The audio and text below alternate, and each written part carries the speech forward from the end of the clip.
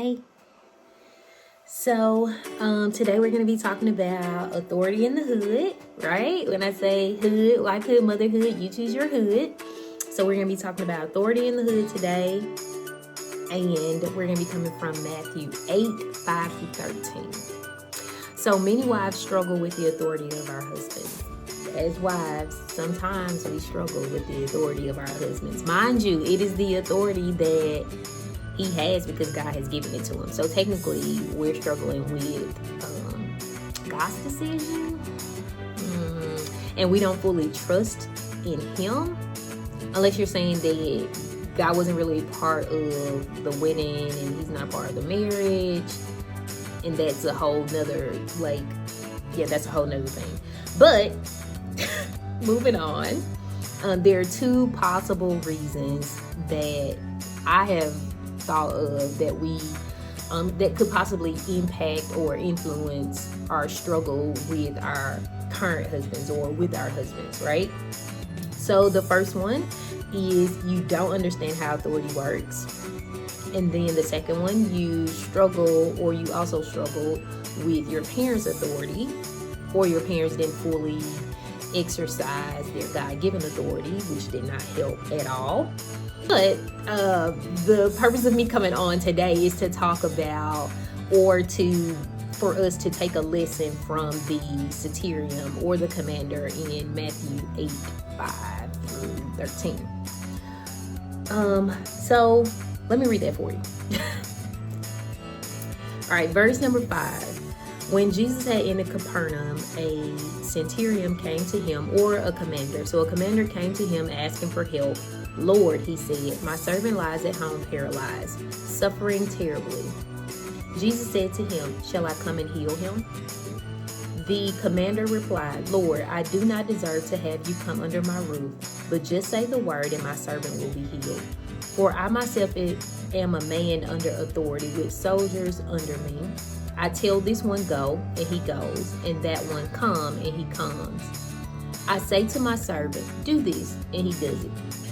When Jesus heard this, he was amazed and said to those following him, truly I tell you, I have not found anyone in Israel with such great faith. I say to you that many will come from the east and the west and will take their places at the feast with Abraham, Isaac, and Jacob in the kingdom of heaven. But the subjects of the kingdom will be thrown outside into the darkness, where there will be weeping and gnashing of teeth. Jesus said to the centurion, go, let it be done just as you believed it would. And the servant was healed at that moment. So just like Jesus didn't have to be physically present to heal the centurion's or the commander's servant, he doesn't have to be physically present to heal anything that we have going on right now. It's the same concept. So he can heal our marriages, he can heal our families, he can heal our bodies, our friendship, he can heal our co-workers. He doesn't have to physically be present to heal anything, not even our finances, whatever it is. So that's just how authority works. So authority works regardless of where you are, regardless of the location. Like, it's not limited, it's authority, right? So, but the commander, he understood that. He understood how authority worked. He had people under him, and he knew how they performed for him, and they followed his orders because they only needed to know that an order had been issued. Like, servants or subordinates only need to know that an order has been issued, and they do that. The centurion trusted and believed that Jesus had the authority to heal, and so he acted as such. What made the commander's faith so great in this particular passage was his total confidence in Jesus' word. You only need to know who Jesus is and the authority of his word. Now, in your hood, in your house. First, I'm going to encourage you to understand that your husband has the authority, the right, because God has given it to him. Remember, there is an order, there's a hierarchy, and so I wouldn't even say hierarchy, because when you say things like that, people tend to get like offensive and there's an order to it. God is not going to operate outside of his order. And so he ordered it. God, Jesus, your husband, and then you. And so that's just the order, right? So first, I'm going to encourage you to understand that there is an order. Whether you like it or not, it is an order.